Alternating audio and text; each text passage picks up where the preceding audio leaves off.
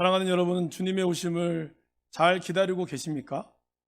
아니면 너무 익숙해서 그냥 무감각하신 것은 혹시 아니십니까? 오늘 우리가 읽은 이 말씀도 사실 너무 많이 들으셨죠. 네.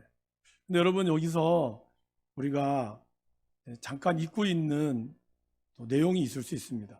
제가 새벽 기도 때나 몇 번 말씀을 드렸던 거라서 아시는 분은 아시겠지만 혹시 모르시는 분이 있기에 질문을 하나 드리겠습니다. 퀴즈입니다. 선물은 없습니다. 동방박사들이 예수님을 맞이했잖아요. 그죠? 여러분, 동방박사들이 예수님을 어디서 맞이했을까요? 말구유에서 맞이했을까요?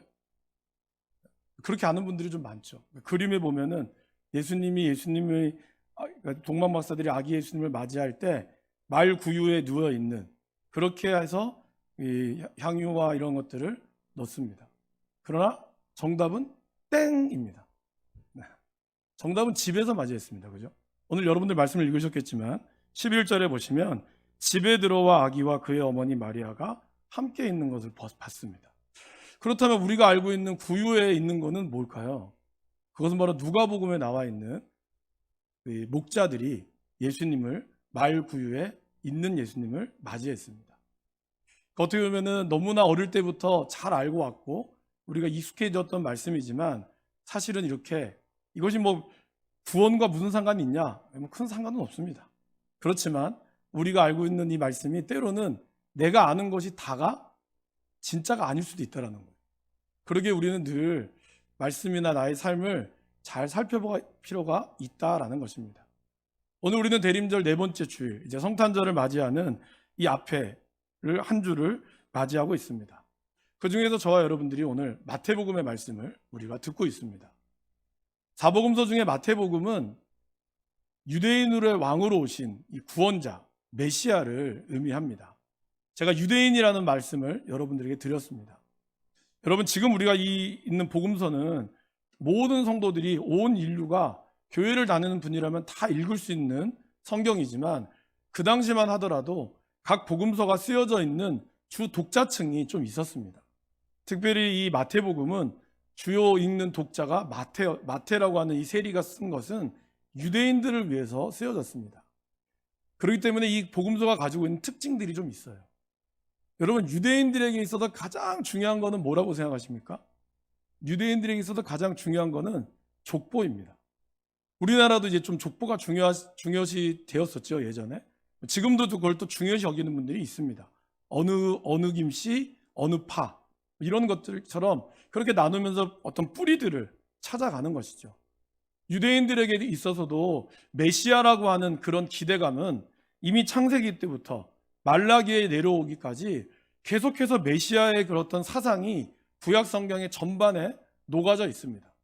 그런데 그 메시아가 되는 조건 중에 가장 중요한 조건이 뭘까요? 바로 그 메시아는 아브라함과 다윗의 자손이어야 하는 거예요. 근데 어느 날 예수님이라는 분이 나타나서 무리를 걷기도 하고 오병이의 기적을 걷기도 하고 심지어는 십자가에 못 박혀서 3일 만에 부활을 하셨습니다.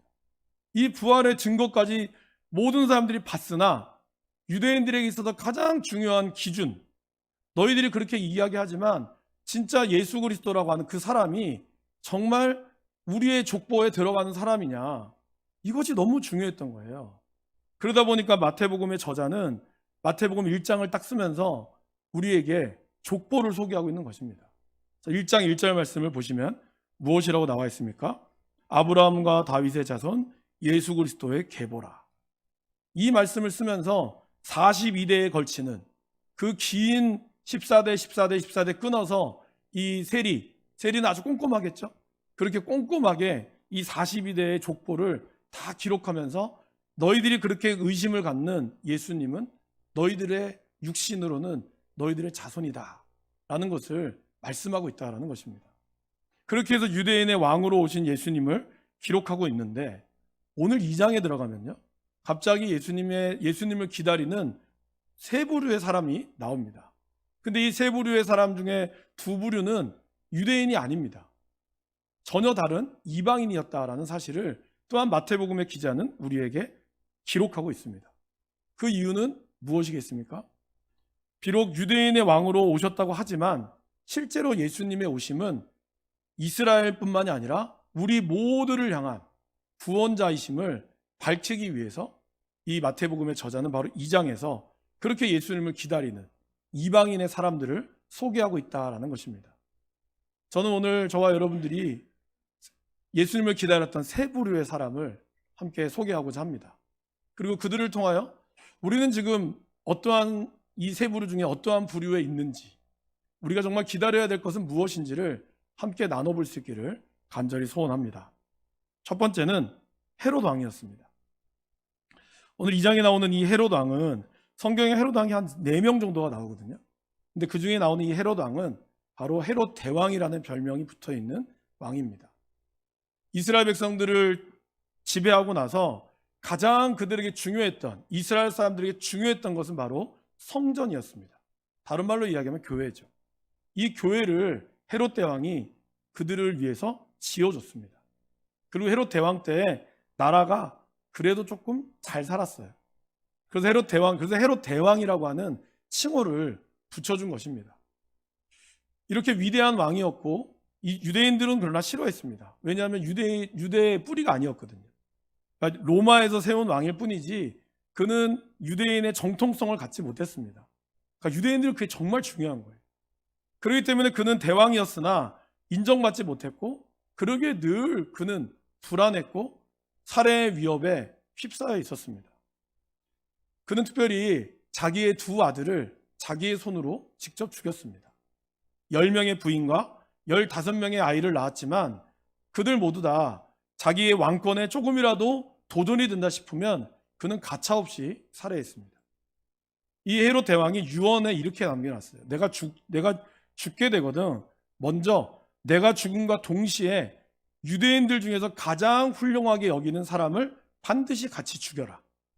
그래서 나의 죽음을 그들에게 알리고, 또 하나는 직접적인 아들의 이름을 거론하면서 이 아들도 반드시 죽여라라고 이야기합니다.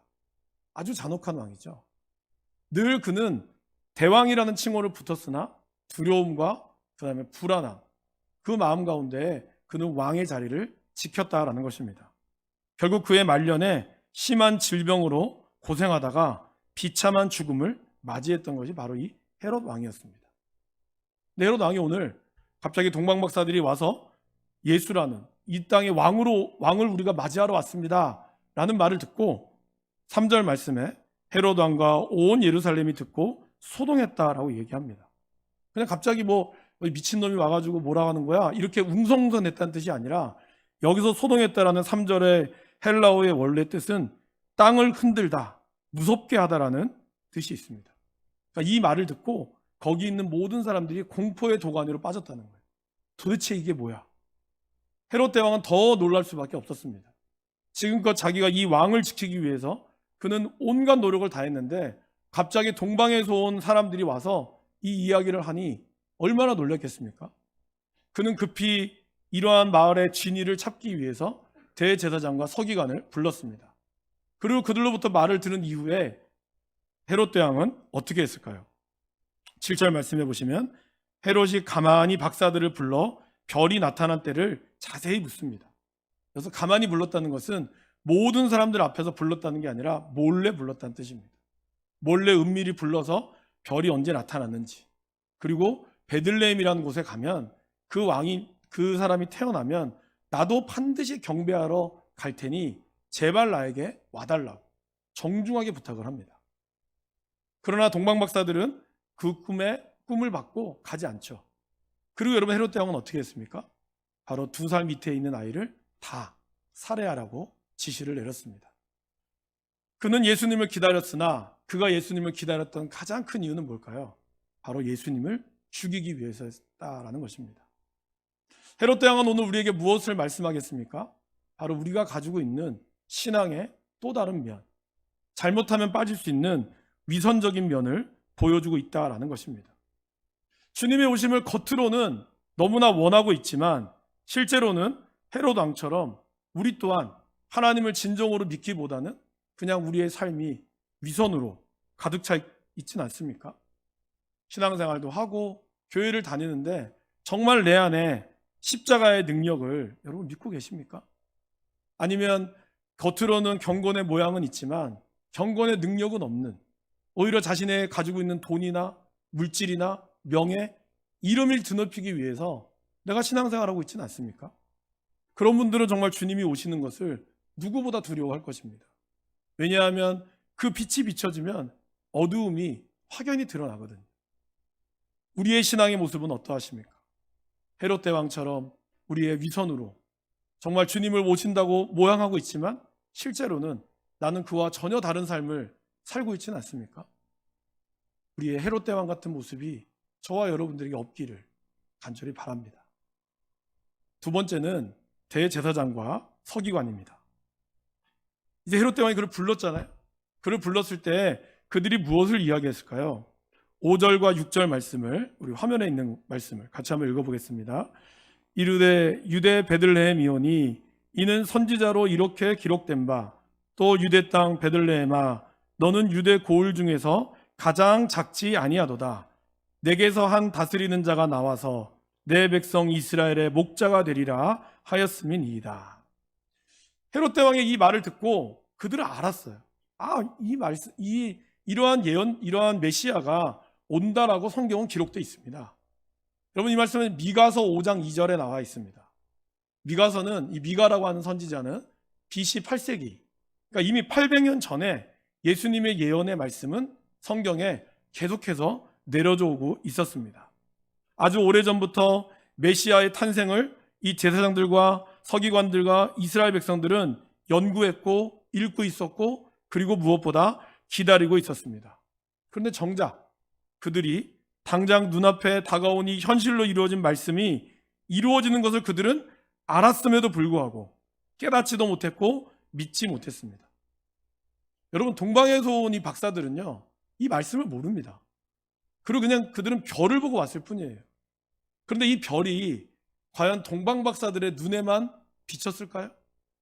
아니죠. 모든 사람들이 그 별을 봤다는 것입니다. 모든 사람들이 그 큰 별을 봤음에도 불구하고 왜 그들은 그 별이 옴을 깨닫지 못했을까요? 이것이 우리에게 주시는, 하나님이 우리에게 주시는 질문입니다. 아마 그들은 이 땅에 있는 소망함에, 이 땅에 있는 눈앞에 있는 자신의 것만 보다가 진정으로 우리를 위한 하늘의 소망을 놓쳐버렸다라는 것입니다. 오늘 우리는 하나님을 기대합니다. 매주마다 크리스마스를 기대하고 주님의 오심을 기대하고 주님의 부활하심을 기대합니다. 그러나 정작 주님이 오시면 우리는 과연 기쁨으로 맞이할 수 있을까요? 옛날에 어떤 그 위대한 대주교가 매주 습관적으로 이게 자기가 해야 되니까 올라가서 주여 이렇게 항상 했대요. 근데 어느 날 주여 했는데 갑자기 주님이 하늘에서 그래 이 말 듣고 심장마비로 죽었답니다. 기대를 못했거든요. 어쩌면 우리 가운데 그런 마음이 있지 않습니까? 기대한다고 하지만 정작 진짜 주님이 나타났을 때는 우리는 그걸 믿지 못하는 거예요. 오늘 이 사람들은 800년 동안을 기다려왔어요. 그리고 그 별이 비쳤어요. 그럼에도 불구하고 이들은 이것에 대해서 아무런 무관심한 태도를 보였다라는 것입니다. 여러분, 이것이 정말 믿는다면 어떻게 했을까요? 이제 동방박사들이 왕을 떠나서 갔을 때 그 뒤에 동방박사들이 여기 있는 대제사장들과 서기관들이 따라가야 되지 않아요? 만약 그들이 정말 이 사람이 왕이라는 것을 이 말씀 가운데 나왔다면 따라가야 되잖아요. 그런데 소동을 피고 난리를 폈으나 정작 어느 누구도 그 동방박사의 뒤를 따라가는 사람은 아무도 없었다는 거예요. 마치 아무 일도 없었다는 듯이 그들은 그냥 그 자리에서 자기들이 가지고 있는 그것에만 만족하며 살았다라는 것입니다. 오늘 저는 이 말씀을 준비하면서 이 혈루병 걸린 여인, 공관복음서, 마태마가, 누가에 모두 다 나오는 혈루증 걸린 여인이 말씀이 생각이 났습니다. 피가 마르지 않는 거죠.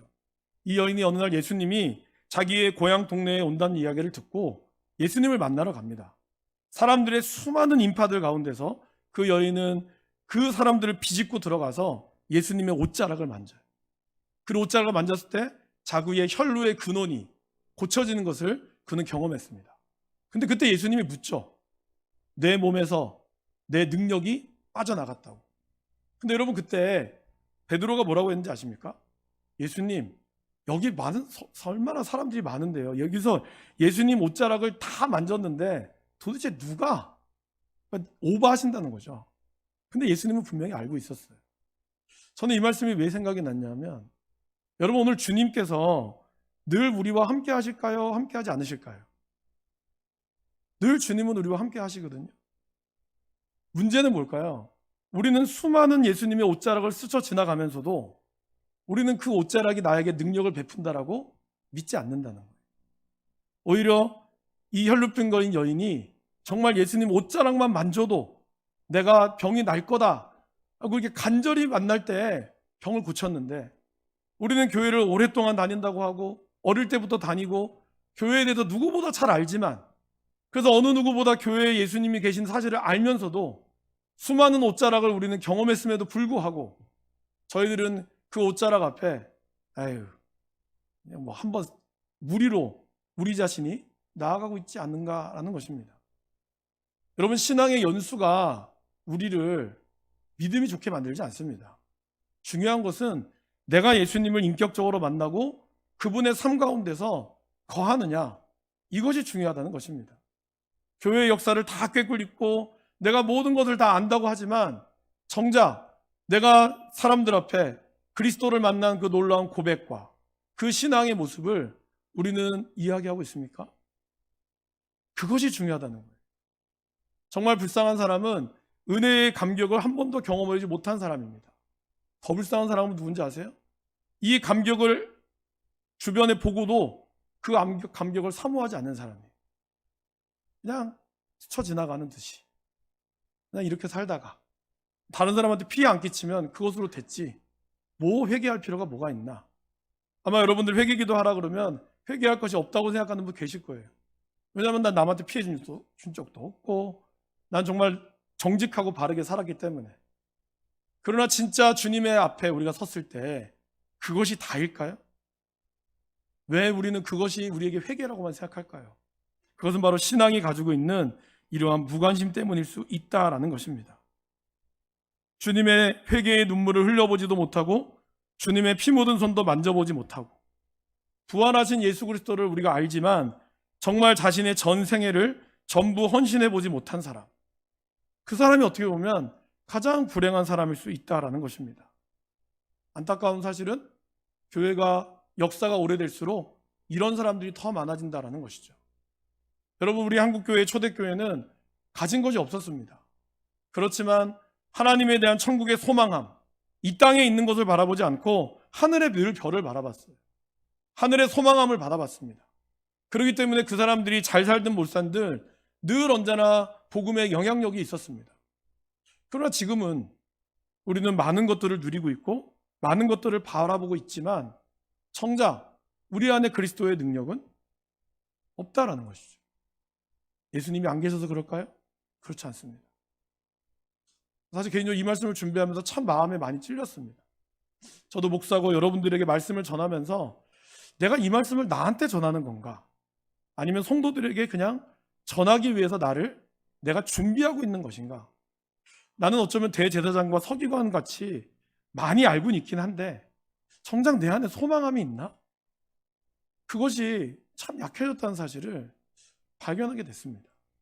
참 부끄럽고 참 내 마음에 아픔이 있더라고요. 여러분 어떠십니까? 여러분들 정말 주님에 대한 간절한 소망함들이 있으십니까?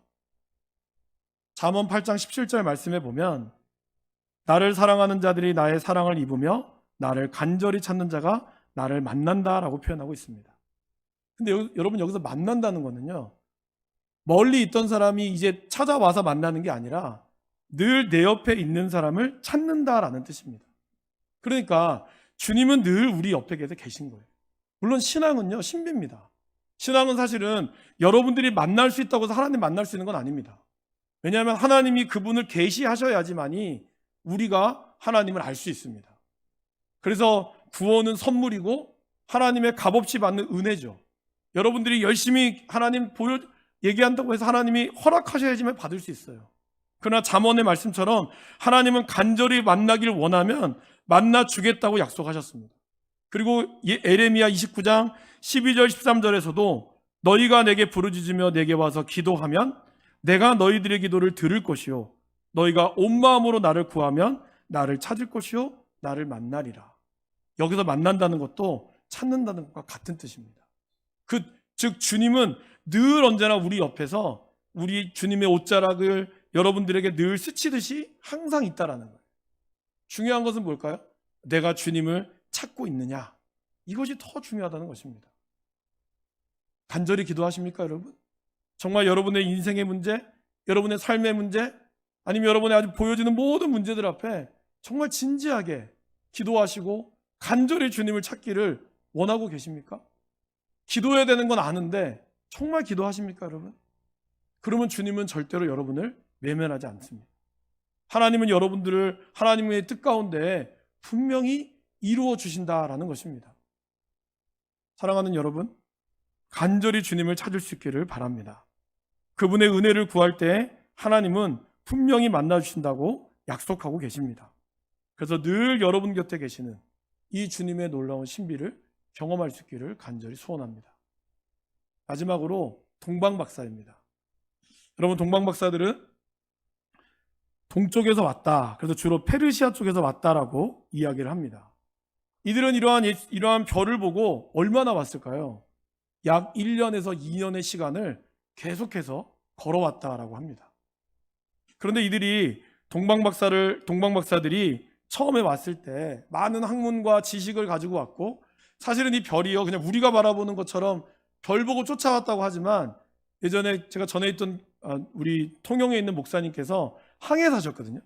그래서 진짜 별을 보면서 운전하셨던 이 지중해와 이런 데를 운영하셨던 분이 이 말씀을 저한테 설명해 주시는데, 동방박사들이 별을 보고 왔다는 게 얼마나 어려운 일인지를 모른다고 얘기를 하시더라고요. 왜냐하면 이것이 그냥 별 보고 쫓아가는 게 아니라 모든 것을 계산을 해야 한다 하더라고요. 그러한 이렇게 지식과 뛰어난 사람들이었지만 이들도 시행착오를 겪었습니다. 예루살렘에 도착하자마자 그들이 어디로 갔죠? 왕궁으로 갔습니다. 왜 왕궁으로 갔을까요? 그들의 생각에 이만한 대단한 사람은 당연히 왕일 거라고 생각했다는 것이죠. 저는 이 말씀을 보면서 우리들도 이러한 실수를 할 수 있다는 생각이 들었습니다. 처음에는 뭣도 모르고 말씀을 읽을 때는 정말 주님이 주시는 그 하늘의 별만을 우리가 의지하면서 갑니다. 그러나 어느 정도 신앙이 성장하고 뭔가 좀 알기 시작하면 그 다음부터는 나의 지식과 나의 경험, 내가 생각했던 대로 우리는 신앙생활을 하려고 한다는 것입니다. 동방박사들이 그랬습니다.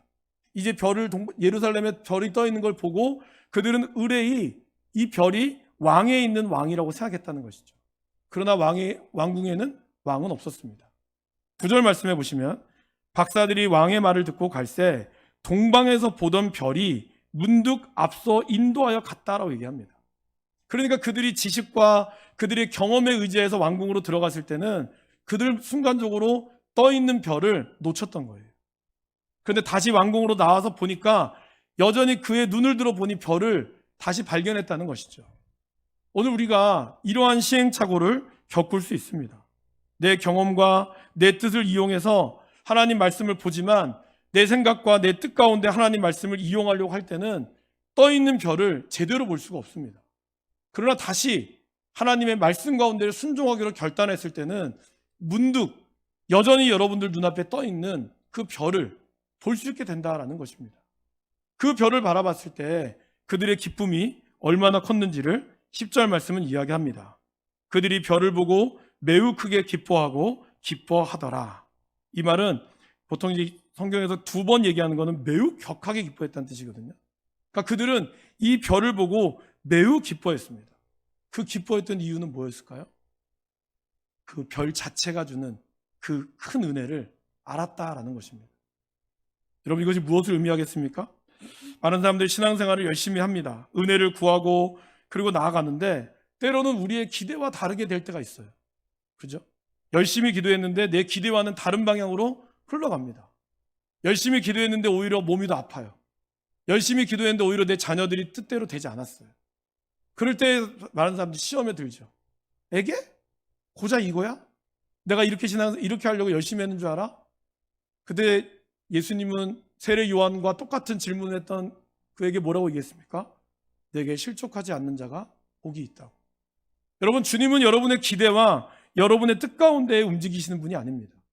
그러나 그분은 우리의 기대 너머에 역사하신다라는 것입니다. 그러기에 우리가 진짜로 기뻐해야 될 우리의 진정한 별, 그것은 뭘까요? 진짜 신앙은 단칸방에 살아도 주님만 있어도 만족할 수 있는 신앙. 주님 한 분만으로 내가 만족할 수 있는 것. 진짜 은혜는 무엇이겠습니까, 여러분? 아직 이 사람들은 별을 받지, 별 안에 별이 이야기하는 그것이 무엇인지를 제대로 알 수 없었습니다. 그러나 그는 그 별이 주시는 진짜 은혜를 깨달았다라는 것입니다. 여러분, 하나님이 우리에게 주시는 진정한 은혜는 뭘까요? 그것은 바로 주님 한 분만으로 내가 기뻐할 수 있는 것. 그것이 진짜 신앙이라는 것입니다. 주님이 여러분들에게 주시는 축복 너머에 그것 말고, 하나님이 주는 축복 말고 이 축복을 진짜 주시는 예수 그리스도, 그 한 분으로 여러분들이 만족할 수 있을 때 우리의 신앙이 성장한다라는 것입니다. 그리고 그것 가운데 주는 은혜가 있다라는 것입니다. 사랑하는 여러분, 우리는 대림절을 맞이하고 주님을 기다리고 있습니다. 여러분의 기다림의 이유는 무엇입니까? 여러분들이 지금도 주님께 기도하고 주님 앞에 나아가야 될 이러한 준비를 우리는 제대로 하고 계십니까? 간절한 마음으로 하나님을 찾고 그리고 그분의 오심을 우리가 간절히 기도할 때 하나님은 우리 가운데 분명히 역사하시고 우리 가운데 은혜를 베풀어 주실 것입니다. 여러분들의 신앙의 연조와 신앙의 연수가 아니라 오늘 나에게 주시는 이 하나님의 말씀, 오늘 내가 매일매일 걸어가는 아침마다 새롭고 늘 새로운 하나님의 말씀을 사모하시기를 바랍니다. 하나님은 그럴 때 여러분에게 분명한 은혜를 허락할 줄 믿습니다. 오늘 제가 오기가 필요하다는 말씀을 많이 드렸죠. 기억나십니까? 첫 번째 뭐라고요? 하나님이 여러분 가운데 임하실 것을 언제나 기대하시기를 바랍니다. 그리고 기대하고 그것을 어떻게 하라고요? 기도하시기를 바랍니다. 그리고 주님의 오심을 주님이 분명히 여러분 가운데 임하실 것을 기다리시기를 바랍니다. 그때 하나님이 여러분들에게 기적을 베푸실 것입니다. 그리고 여러분들은 세상이 누릴 수 없는 놀라운 기쁨을 누리게 될 줄 믿습니다. 그 은혜가 우리의 삶에 가득하시기를 간절히 축원합니다.